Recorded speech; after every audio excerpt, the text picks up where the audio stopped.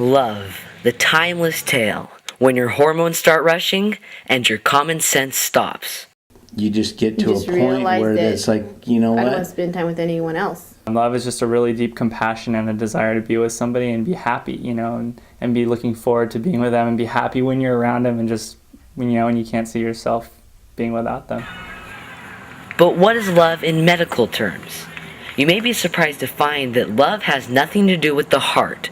Love is controlled by the brain. With love, the first part of any love, or even a friendship, is usually attraction. There has to be something of that other person that is what's going to interest you. And we know that there has to be a lot of chemical components to that, such as pheromones. After becoming active, the brain sends hormones to different parts of the body. People describe love as a feeling of great joy and exhilaration. Love becomes somewhat addicting. To the brain, love is just another reward. So the saying, addicted to love, is true. So what happens when the love stops and the suffering begins? Many people will tell you they're heartbroken. But does their heart actually break? It doesn't. The heart isn't even affected. What's going on is generally that they're sad, they might have some anxiety, they might be depressed. They are actually suffering from an emotional or physical loss. I looked at him, I didn't know what to say because I already knew.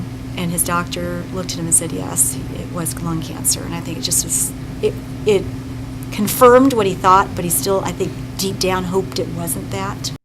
They begin to go through a process called grief. There's generally 6 stages when we think of grief. One of the things about the stages of grief is that you can go back and forth between the stages. People will then become sad and basically lose hope. When the sadness and depression decreases, people will begin to function normally again. They come to accept their loss and hope is restored. Researchers and scientists have spent many years learning about the science of love. But throughout the decades, love has seen very little change. The old and wise are happy together, with the experience of a lifetime, while the young fall into a chemical daze, where the vicious cycle of love strikes again and again.